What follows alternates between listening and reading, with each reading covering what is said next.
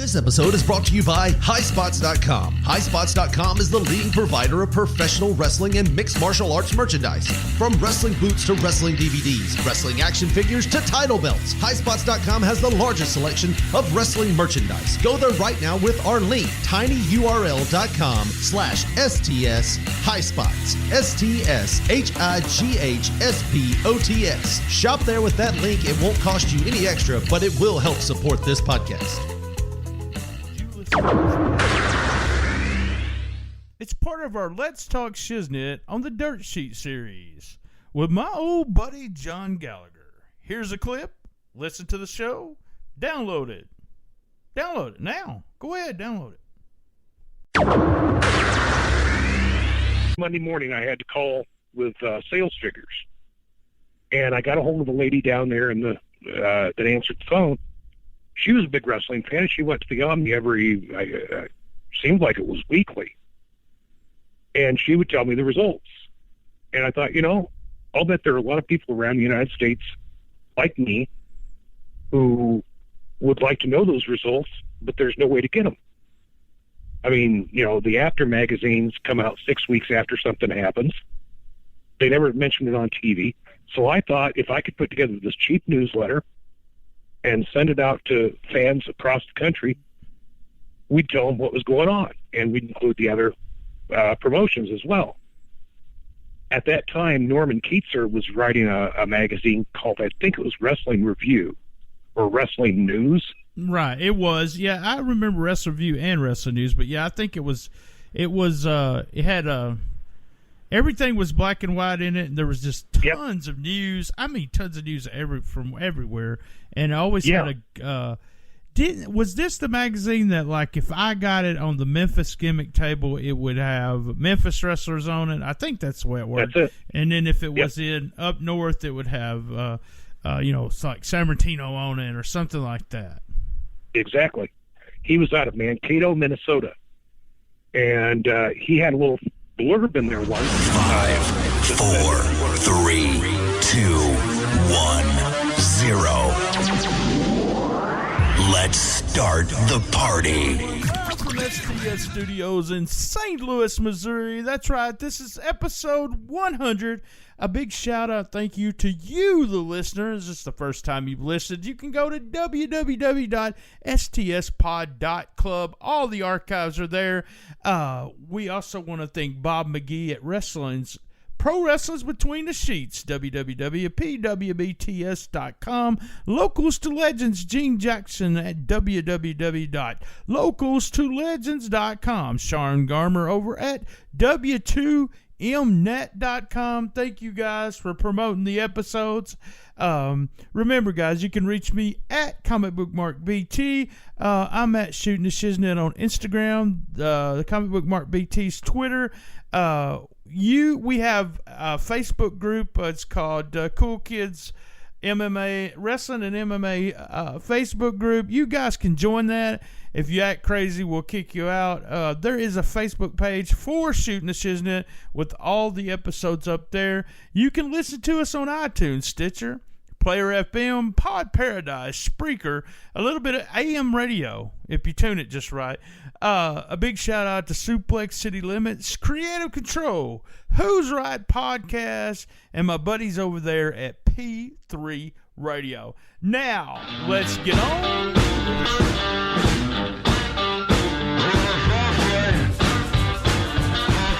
In the Dream Room. Jeff, how long has it been since we talked? Appreciate you having me on, but I want to know, how long has it been? But almost as importantly as that question, when was the first time we spoke to one another? That may be. Yeah, the floor now. So I've already turned the tables on you. Now I'm interviewing you, Brian. So roll with it. Well, the first time we met had to be Jonesboro, Arkansas. In the dressing room, I always came. Either I would come to the back to talk to the king, or Dutch would bring me from. He would stay at my apartment for a little bit, and then we would go to the matches. I'd come through the dressing room, and you'd say hi and everything. Matter of fact, it goes back further than that. We met when a group of guys from Philadelphia came, and I was on the bus with them. and we run the circuit with you guys. I don't know if you remember that or not. I remember that. Dennis Carluzza. Oh, gosh, what was his name? Anyway, yes, I remember it well. That was like 87, maybe 88. Yes. And then we haven't spoke since you were in Jonesboro doing a show, and since you went to WWE, I haven't seen you anywhere. It's just weird that we hadn't run into each other. But I know you don't remember this, but this is hilarious.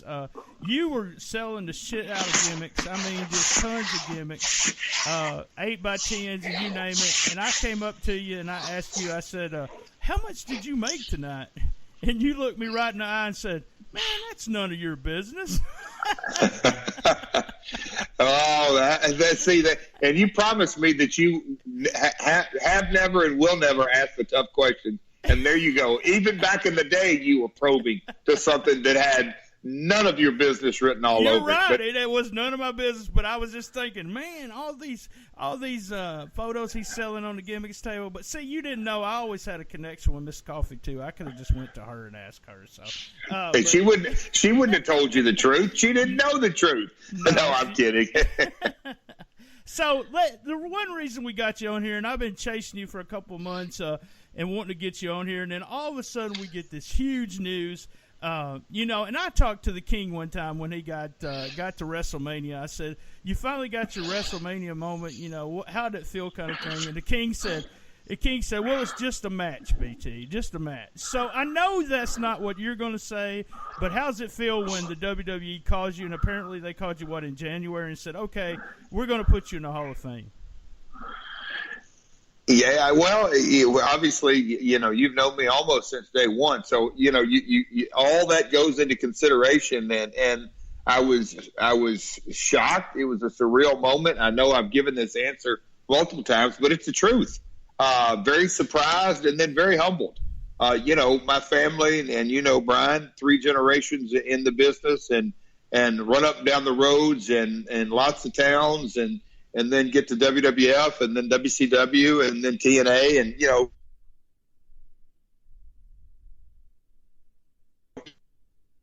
still a pretty overwhelmingly humbling feeling. And then, obviously you've been wanting me to do this podcast before the Hall of Fame announcement, but all the media requests and the PR requests, and I really am. I've tried my best to fulfill them all.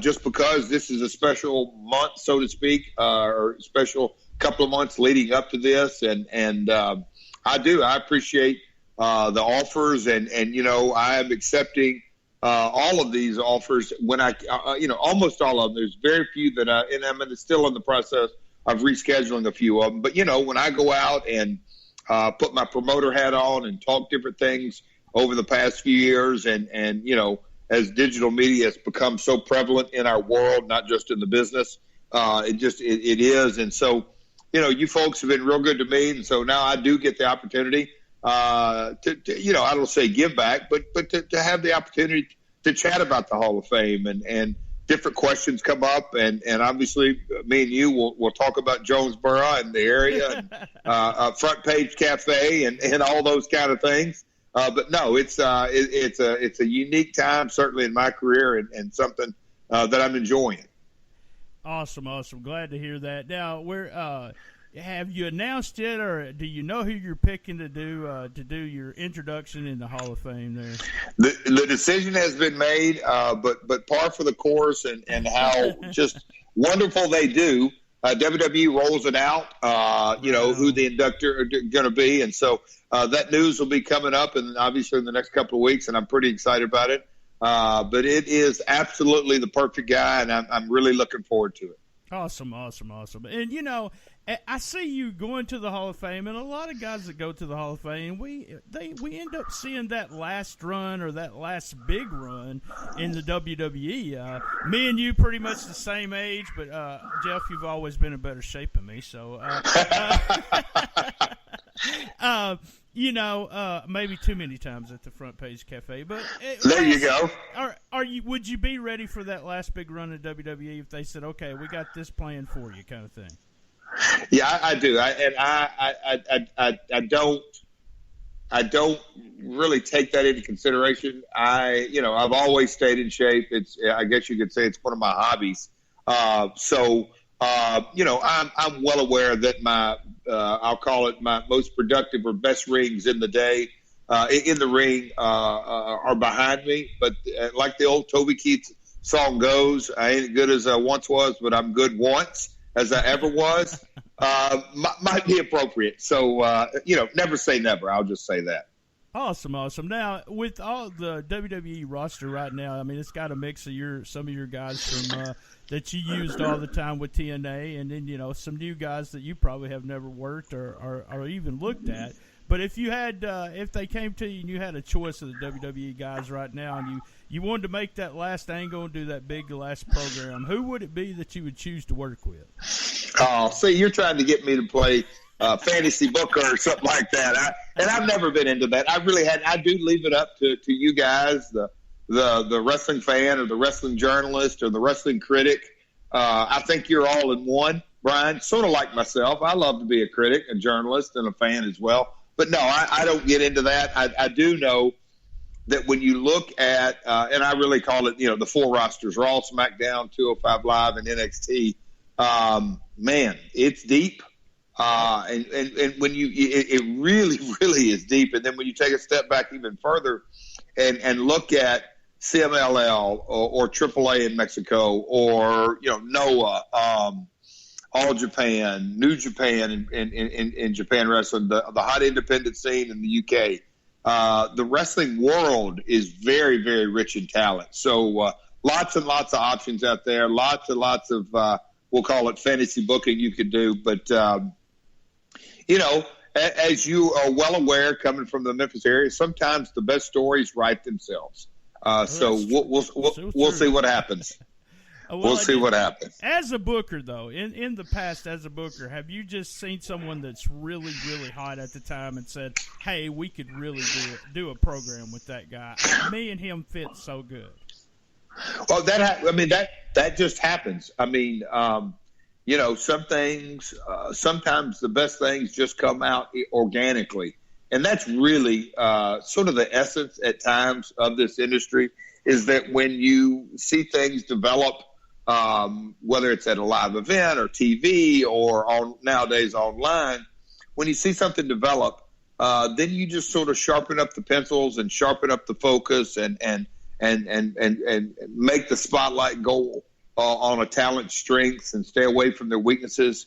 And then you have, you have Ali on one side of the ring and Smoking Joe Frazier on the other, or you have the Celtics and the Lakers, or whatever rivalry you want to come up, Red Sox, Yankees. It doesn't matter.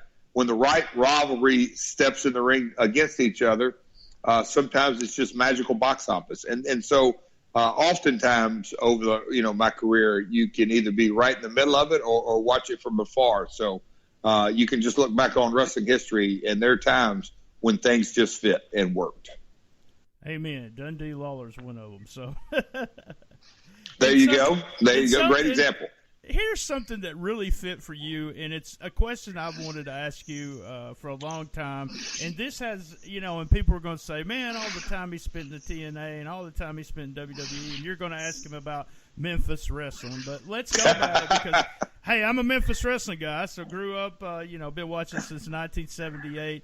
And this goes back to that Philly group.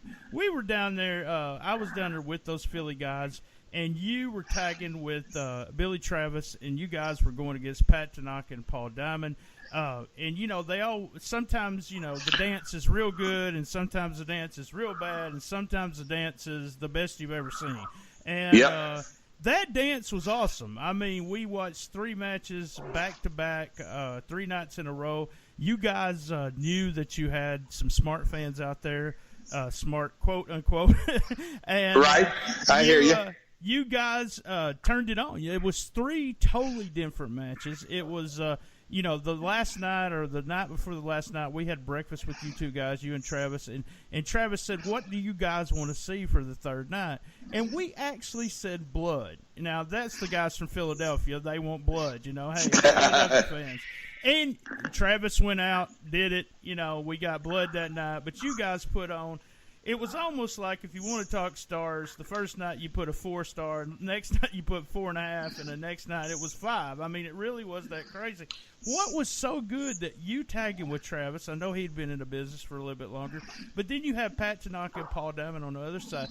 Why was that so good in the ring? Did you guys just have so good communication, or what was the deal? Well, and when you look, and this will really, really be hard to explain unless, like, you and me were there to understand it. But, you know, Billy had a real knack for tag team wrestling. I was so young in the business, but I knew my role. All four of us knew our role, and Billy was such a good tag wrestler, and he was a good wrestler, but a very, very good tag wrestler. And, you know, Paul Diamond and Pat Tanaka, they weren't rookies like me by any means. They were very, very good. And all four of us were pretty good athletes, so it was highly athletic for at the time.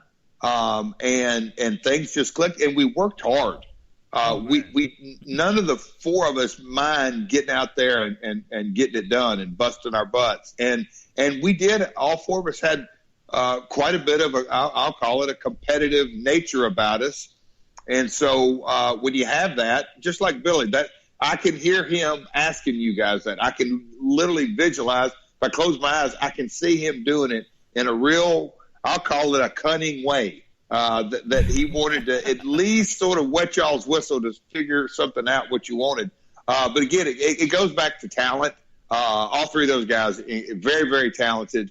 You know, that team, Tanaka and Diamond, went on to work for the WWF. So that sort of shows you right there the level, their ability.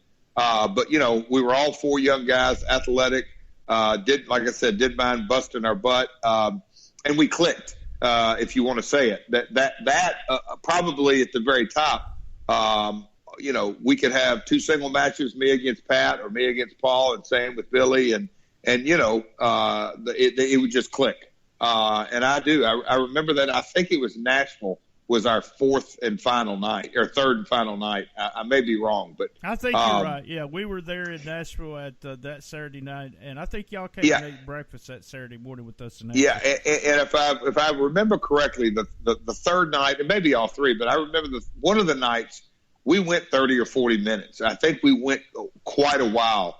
And that was something that rung true, and you know, and I may be remembering too much, but maybe we just went 30. But I know it was a long match, and we let the story be told.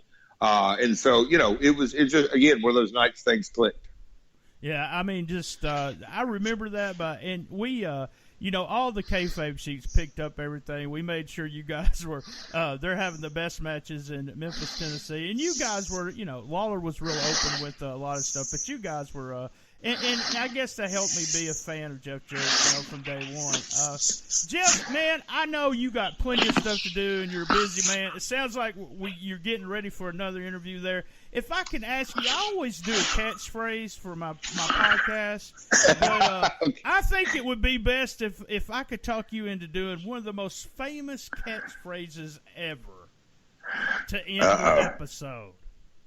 What's that, BT? Is it J.E.? Go ahead, my brother. Go ahead. Well, I didn't know if you were going to have me tell you to choke on that slap nut or Brian close it out. So far. I appreciate you guys giving me some time, Brian. I'll come back. We can specifically devote it, maybe get Dutch on here and do a little party podcast here. But, folks, I'm going to be signing off, and that's JEFFJARRE. That's all right. We want to thank our guest, Jeff Jarrett. Thanks a lot, Jeff. We do appreciate it. Hey, I want to just take a minute and direct you to our new site for T-shirts. It's www.wehavemerch.com. If you go on the site, go to the very left, you'll go to the Shootin The Shiznit store. We have I'm a Shiznitter shirt. We have the Cool Kids Countdown shirt, the original 2017 Shootin The Shiznit shirt. We have that old Dr. X shirt. My Old Buddy, you can get My Old Buddy in multiple colors, being the Shiznit, and also a brand new shirt this week, Happy Shiznit Day. That's right. Happy Shiznit Day. Guys, go to the site. We have up to 6XL. That's right. Up to 6XL. WeHaveMerch.com. Bangle, WWE. All right, guys. We just got through talking to Jeff Jarrett. I've already got the roundtable here, and we're going to talk about the WWE Hall of Fame. And they're already talking in the background and making a bunch of noise. I've got Brian Thompson here to my right. Brian's a longtime friend and a big wrestling fan, and also RCW promoter. He's with TCW for a while. Bobby Eaton's best friend, and he was actually in my wedding. So, hey, there we go. Also, right across from me is JoJo, the producer, Joe Feeney from Keeping It 100 or Creative Control. JoJo's been on here a lot. And my co-host, my cohort, my friend, Lance LeVine to the left of me. I'm a little concerned about cohort. That's a little scary, too. Whoa. So here's what we're going to do, guys, tonight. This is the 100th episode. We had a little conversation there with Jeff Jarrett. So what we're going to do is he was talking about him going into the Hall of Fame. And I know we read on the message boards or in the groups there, the Facebook groups, about people that should be in the Hall of Fame and people that should not be in the Hall of Fame that are already there. So here we go. I get to pick. Then we're going to talk to Brian, JoJo, and Lance, and we're going to all have our picks here tonight to finish up this episode. 100th episode, guys. 100th episode. So I get to pick first, and the guy that I think should deserve to be in the Hall of Fame, and I know this is not going to surprise anybody when I say this, is Lance Russell. Now, I know Lance Russell wasn't, with the WWE, but is part of the library. He's going to be part of the Memphis library. He's also part of the WCW. Lance, and there's guys that's in the Hall of Fame that had probably less time in the WWE. Lance was, and I hated that he had to die for even them to consider it, which they probably will eventually. But I think Lance deserves the pick for one that's not in there.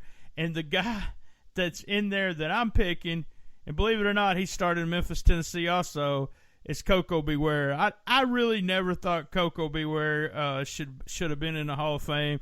But when they get someone else in the Hall of Fame and everyone starts bitching about it, I always say, but Koko's in there. And, I mean, it always gets me. Koko Ware, And the funny thing is, since I've been privy to some promoters in the Memphis area, as soon as he got into the Hall of Fame, Koko took it for shoot.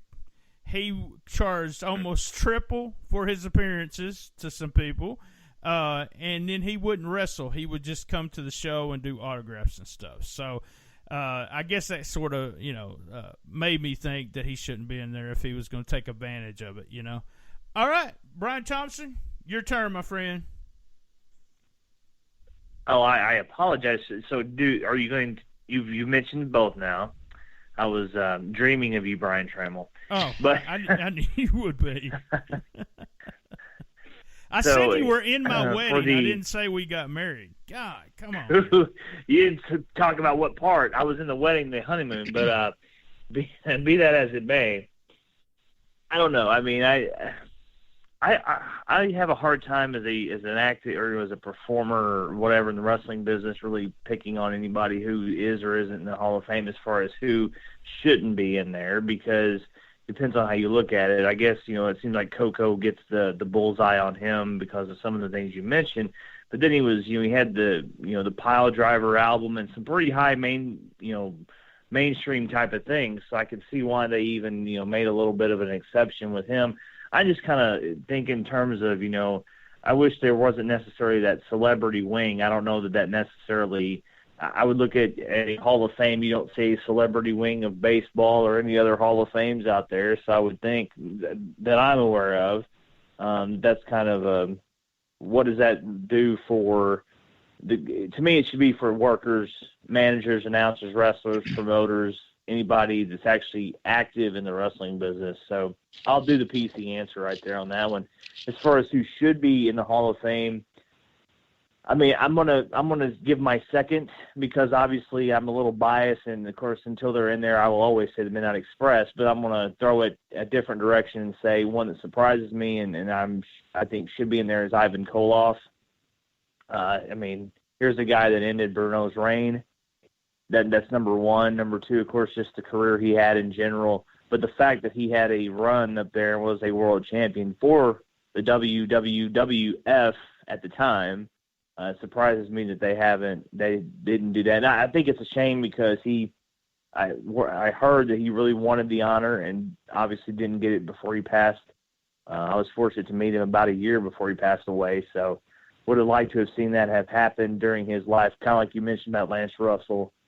Some of these guys that deserve that honor, it seems like we don't get it until after the fact, so it doesn't have quite the same luster as if it would have happened during their life. So that's mine. All right, Brian Thompson. Okay, Brian, give us where can we get you on Facebook, Twitter, whatever. Go ahead and plug your shit before we get on. The RCW, everything is at RCW Ringside, rcwringside.com, at RCW Ringside on Twitter, and then Facebook.com/RCW Ringside. There we go. Now we got JoJo Feeney. JoJo, I know you're going to pick on a certain race of people, probably. I know how you are. I always thought you were down with the brown, but, I can just feel it coming. So, JoJo Feeney, go ahead and tell us, who do you pick shouldn't be in there, and who should? Well, of course, to start, who should be pulled out and just erased so I don't have to deal with their offspring. Many members of this, I don't know, what do they call it, a dynasty or something. Pull the Wild Samoans out. They're killing me. Their family's killing me. There's a Samoan conspiracy going on, and I've about just had it up to here with it. So just erase them. Go back, take the DeLorean back, 30, 40 years, and just erase them before they're ever even in the Hall of Fame. Wow. So I actually talked to, this is probably why I like the Samoans so much. I actually talked to Sika one time for over an hour and a half, and him telling me about the Usos Performance Center, Everett Training Center, and all that. A super nice guy. I think you're just, I just think it's because you hate Roman Reigns so much, But you go don't ahead. You don't know him well then, because don't tell him I said anything like that, please. I don't want a bunch of wild Does that mean The Rock is erased too? He's erased. He's a terrible actor. I hate all his films. He's very droll. Wow. Well, and who I would put in, you know what?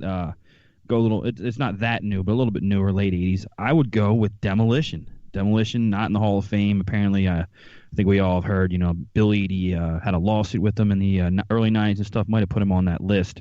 That we'll never see that happen. But when I was a kid, I was a WWF kid. So to me, Demolition was awesome. They weren't, a Road Warriors clone or whatever. They were their own thing.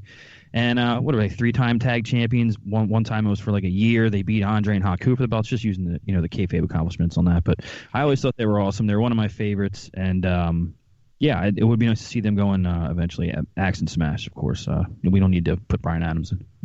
No, come on now. Had you never seen the Road Warriors before?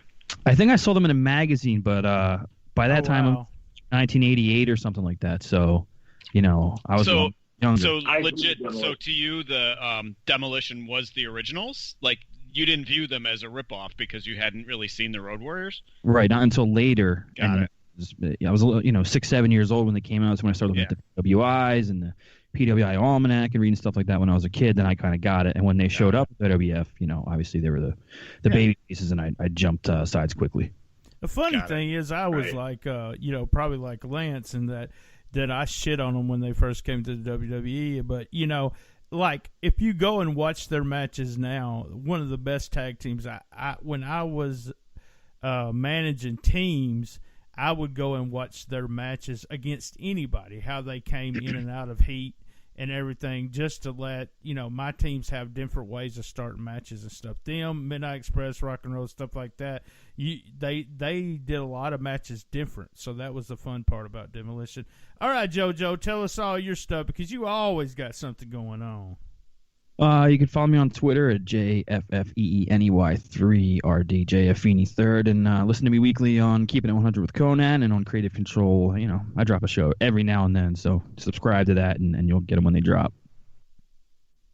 All right. Lance, it's your turn.